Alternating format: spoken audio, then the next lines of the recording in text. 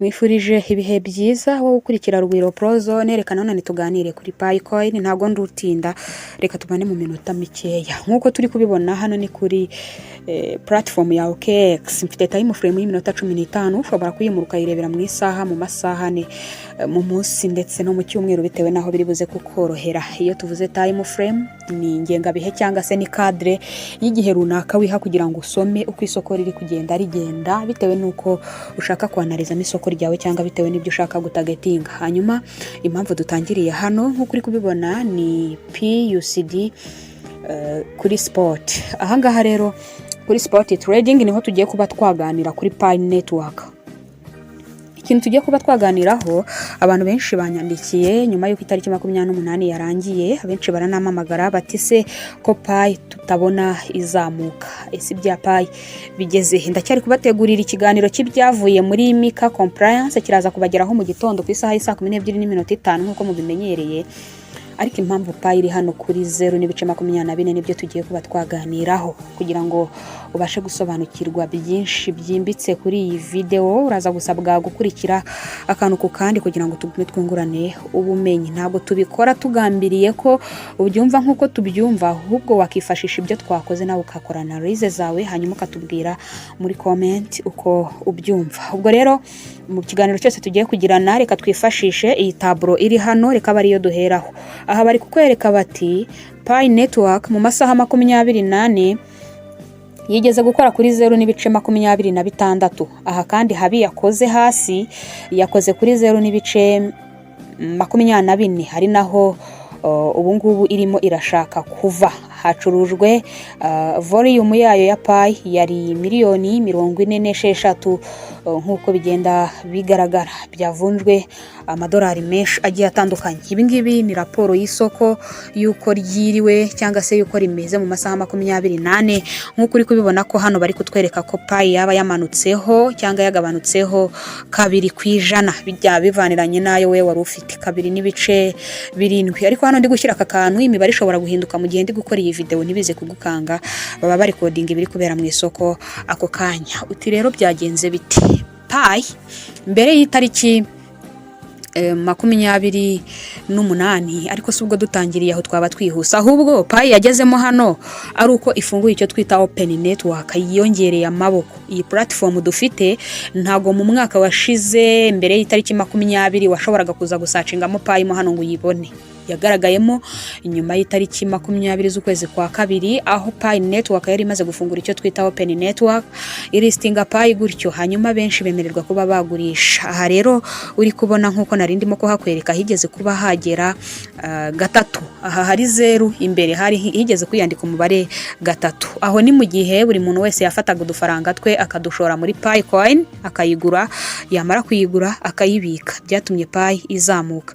Iyo umushinga utari gushyirwamo amafaranga uramanuka. Aha hari 3, niyo mpamvu mubona hasimbuwe na 0.24 nkuko uri kubibona aha ngaha. Aha rero higeze kuba hagera kuri 0.26. Wakibaza uti se byaje bite kuki byahise bigabanuka? Nkuko aha ngaha bitubwiye bati hayi yakoze cyangwa hejuru yageze ni kuri 0.26 nkuko hano uri kubibona. Ubwo aha hari kuburaho umubare 2. Byagenze bite rero? Pi yari teganijwe kuba yasinya icyo twita amasezerano ya Mika compliance, na amasezerano y'ibihugu bigeze kuri 27 bikorera i Burayi, byiyemeje gushyiraho amategeko agenga kandi akagenzura uko crypto zitwara mu masoko cyangwa se mu mikorere yazo mu gihe ziyemeje kuba zakorera muri ibyo bihugu. Iyi Mika yasabaga Pi kuzuza ibisabwa birimo kwerekana uko KYC yabigenda, birimo kwerekana uko total supply yabo isaranganywa abanyamuryango kugira ngo barebe neza nimba umunyamuryango wo mu gihugu cy'i Burayi adashobora kuba yayishoramo amafaranga bityo akayigenderamo agahomba, agahabwa scam cyangwa se akagura fake coin kuko zigenda zibaho. Pi ntago iki ngiki cyari nk'ikibazo kubera ko bijyanye n'uko amacoin bayaduhereza, ujye ubona ko babanza kukwereka ngo unverified, bakakwereka izenda kuza ndetse bakaguhereka n'izo baguhaye. Biriya byose iriya protocole Pi ibikora nkuko tugenda tubivuga, igambiriye kugira ngo ibicishe mu mucyo ndetse nawe ubikorerwa ubyibonere. Aho rero niho Pi network yabajijwe iti ese nimba mushaka gukorera kuri mu mategeko agenga nyine ama crypto akorera i Burayi, mushaka gukorana na Mika compliance, ibi murabyujuje. Pi Network yahitwaye neza, yari sigaje ikibazo cya KYC cyangwa se know your customer. Kuba tutabanye ni kuno wifotora ugambiriye gutanga imyirondoro yawe kugira ngo ubashe kuba wakurikiranwa mu gihe hari kosa ukoze, kubera ko imyirondoro utanga iba igomba kubihura neza niyo ikigo cy'igihugu gishinzwe kugenzura nimba nyine uri umwene gihugu cyangwa se niba nta bindi bibazo ufite kiguhereza ibyangombwa ubwo mu Rwanda ni NIDA. Urumva neza ko harazamo irangamuntu, ushobora no gukoresha permis cyangwa se benshi bayita driving license. Permis ntago bayiguha rero idahura n'irangamuntu, ubwo byose ni kimwe. Ushobora gukoresha passport, byanze bikunze urakenera cya cyangombwa igihugu kiba cyaguhaye gisinyaho. Ibyo byabaye amahire kubera ko Pi Network abantu bayikoresha barenga miliyoni, abenshi bamaze kuba batsinda KYC ku kigero cy'uko miliyoni 60 zamaze kuba zakora KYC igakunda. Ntago ari bose ariko 60 barayikoze. Ubwo rero miliyoni 60 muri miliyoni 100, urumva ko barenga hafi kimwe cya kabiri nicyo ngicyo yahise igitsinda, bityo iremererwa. Kugeza izi saha nkuhaye iyi video, Pi yamaze gutsinda icyo kizami, yamaze kuba yasinya amasezerano na Mika compliance. Ikiganiro situramara kugitegura neza kirabagera hejo nkuko nari bimaze kubikubwira mu gitondo ku isaha y'isa 12. Ariko se kubera kitahise izamuka kuki iri hano? Icyo ngicyo nicyo tugiye kuba twavugaho. Reba nkuko twagiye tubitangiriraho, ahangaha hari kugenda bihinduka. Ngereranije ku bantu bancishijeho amafaranga yabo ngo mbagurire Pi, mugeze nko ku bantu 15. Nimba urimo ushobora kunyandikira. Abantu 15 ndumva ari bo bambwiye bati ndashaka kwibikaho Pi coin, hanyuma hagira impinduka ziza kuba nkaba nagurisha nakungukiramo. Bose uko ari 15 urumva bari gushoramo amafaranga. Ya mafaranga bari gushoramo bihurirana nuko nyine demand and supply nibyo bigenga coin yose ya listinzwe kuri exchange. Iyo demand and supply bihagaze neza, abantu bari gushyiramo amafaranga ari bo benshi, coin irazamuka, nibwo yisanze kuri 0.26. Aha rero kuko nkubwo nimba narakoreye 15, wenda tuvuze nk'abandi bantu bajya bagurira abantu amacoin, ashobora kuba yaraguriye 100 n'abandi benshi, muraza kumfasha muri comment ahari nawe washyizemo amafaranga warayiguze. Aha rero umuntu wese yaratagetinze ku itariki 28, ikiganiro nyiguhaye ku itariki 29, yavugaga ati nihagira ikiba ndahita ngurisha. Umuntu wayinjiye neza, wayiguze neza, yayiguze ikiri hano kuri 0.23. Reka tuhashaka aho yari kuri 0.23, turebere hamwe aho ushobora kuba yarayinjiye neza yayiguriye 0.23. Uwo muntu niho yaba yarayiguriye, uwayinjiye neza. Ndabona ntari kuhagera akakanya, ariko byanze bikunze yarahageze. Yego, uwayinjiye neza yayinjiye iri hano, yayiguriye hano. Ubwo twiteguraga iriya tariki bundi Pi coin yari iri hano kuri 0.23. Hanyuma ubwo wenda tuvuge ko ashoyemo amadolari 100, arahabwa Pi zigeze kuri 23 n'ibice. Izo Pi 23, arasabwa amadolari asabwa kugira ngo ashoremo, ashobora guhabwa 23 cyangwa se zinarenga bitewe nuko igiciro gihagaze, ariko ni igiciro kiguma kigenda. Urumva neza ko nizamuka ikaza kugera hano kuri 24, wa muntu wayifatiye kuri 0.23 yamaze kungukamo igice kimwe cy'idolari. Yego, igice kimwe cy'idolari kiri hejuru y'igiceri cy'ijana cyaha mu Rwanda dukurikije ibiciro bya exchange uko bivunja. Nizamuka ikagera kuri 0.26, araba afitemo ibice 3 by'idolari biri hejuru y'ibiceri 300. Wibaza umuntu washoyemo 1000 cy'idolari. Ubwo abenshi bihutiye kuba bavuga bati tugurisha. Isoko rya Pi ryagerageje kuzamuka, ariko impamvu ritazamutse ngo ritindeyo, abantu benshi bari kwikanga second migration, guhabwa coin ikindi cyiciro gishobora kutwohererezwa. Ziribona bakubwira ngo tuzaguha, tugiye kuzikoherereza, zishobora kuba zaza bari kwikanga ko icyo cyiciro bashobora kuba bakongera bakagisunika bakakiduha.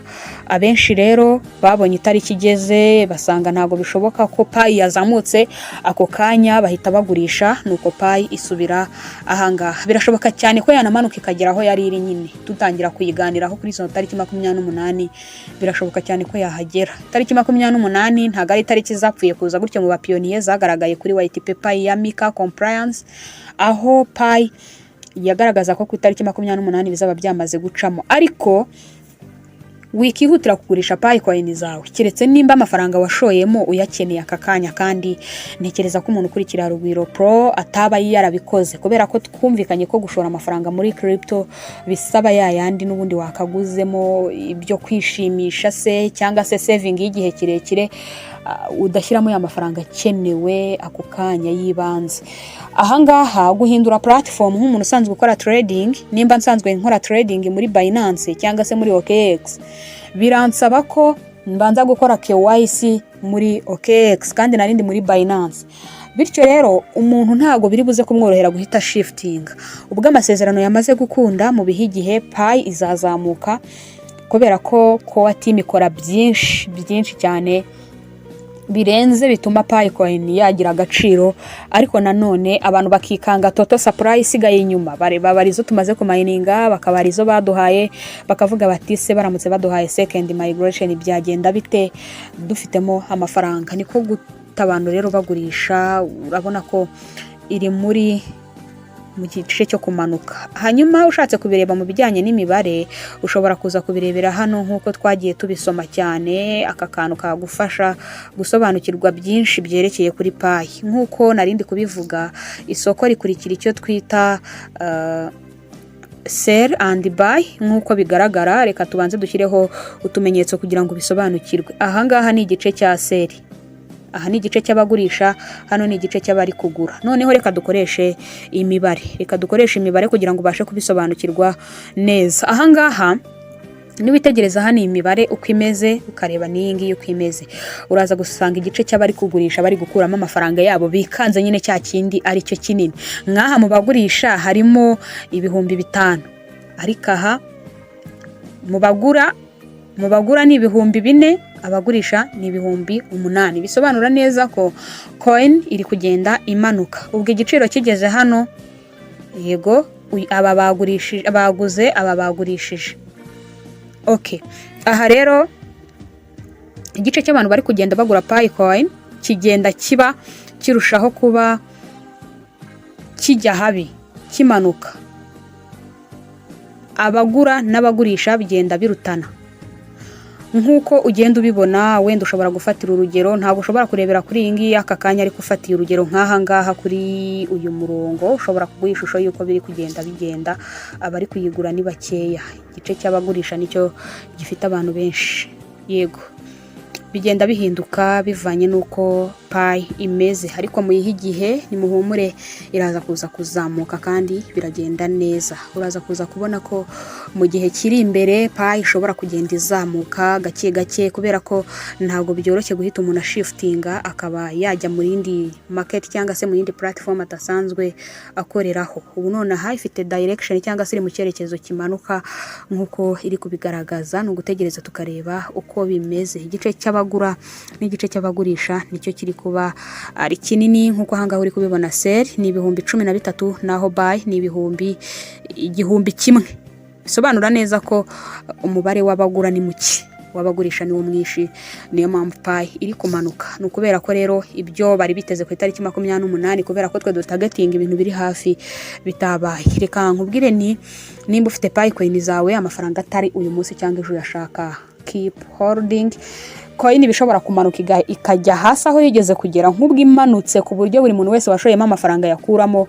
Pi twayibona kuri 0.18 yarahageze.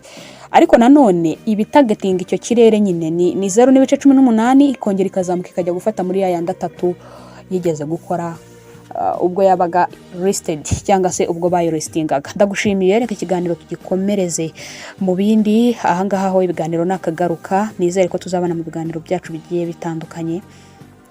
ahangaha ni kuri Rugwiro Pro wari uri kutwumvira, twareberaga hamwe uko market cyangwa se uko isoko rihagaze rigiye ritandukanye bivanye n'uko abantu benshi bizeraga cyangwa se batagetingaga muri ya tariki.